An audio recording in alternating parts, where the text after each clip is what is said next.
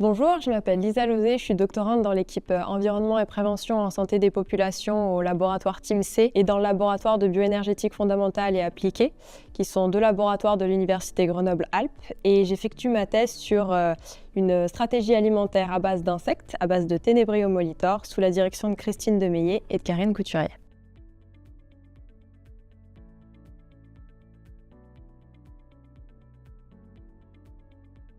On peut identifier deux bénéfices de l'introduction de l'insecte dans l'alimentation, l'un nutritionnel et l'autre environnemental.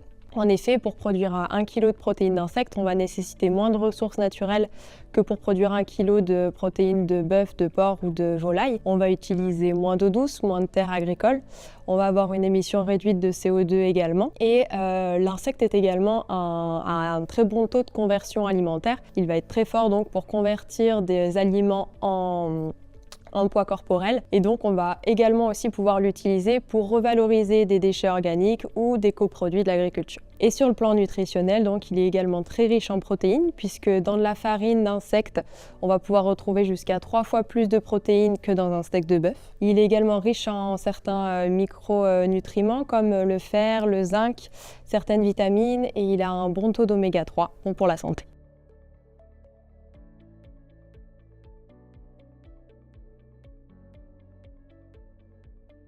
On commence à identifier des risques sanitaires potentiels sur la consommation de farine d'insectes. On a besoin d'encore plus d'études pour avoir plus de certitude à ce sujet. L'un des premiers risques sanitaires identifiés sont les risques allergiques. En effet, les insectes possèdent des protéines similaires aux protéines des crustacés et des acariens, donc on peut avoir des réactions allergiques chez des personnes sensibilisées. Et enfin, comme tout autre produit animal, on peut avoir une accumulation de polluants environnementaux au niveau de l'insecte. Et pour cela, on a besoin de réaliser plus d'études afin de caractériser cette contamination des insectes. C'est ce que nous avons fait, nous, à l'Université Grenoble-Alpes.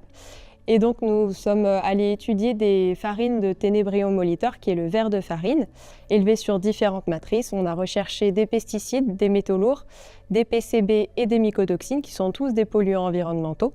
Et nous avons retrouvé peu de pesticides, pas de PCB ni de mycotoxines. Et pour les éléments traces métalliques, donc les métaux lourds, on a retrouvé des niveaux d'arsenic inorganique et de mercure qui étaient en dessous des limites quand on est capable de quantifier aujourd'hui. Pour les autres métaux lourds, par contre, comme le cadmium par exemple, on a retrouvé des niveaux qui peuvent être supérieurs à ceux qu'on retrouve habituellement dans la viande et le poisson. Donc on a besoin d'aller plus loin au niveau de ces études pour pouvoir caractériser au mieux ces risques potentiels pour la santé.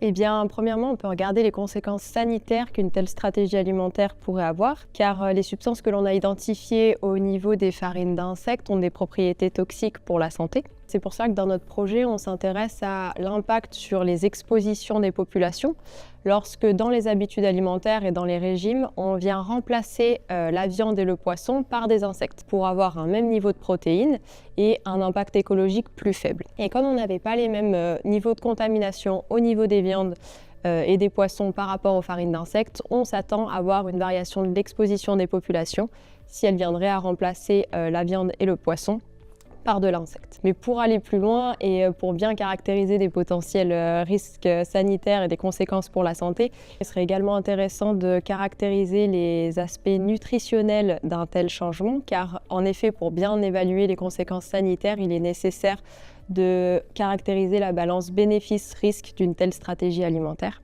Il y aurait également des conséquences environnementales à remplacer la viande et le poisson par de la farine d'insectes. Remplacer la viande par de l'insecte permettrait de diminuer les émissions en CO2, de diminuer l'utilisation des ressources naturelles comme de l'eau douce par exemple. Et remplacer le poisson permettrait de diminuer la pression de pêche qui a un impact sur la diversité marine. Pour conclure, je dirais donc que ces potentiels risques associés à la consommation de farine d'insectes ne remettent pas en cause l'intérêt d'utiliser les insectes comme source de protéines durables, mais soulignent la nécessité d'un suivi scientifique pour accéder à une consommation sûre et durable.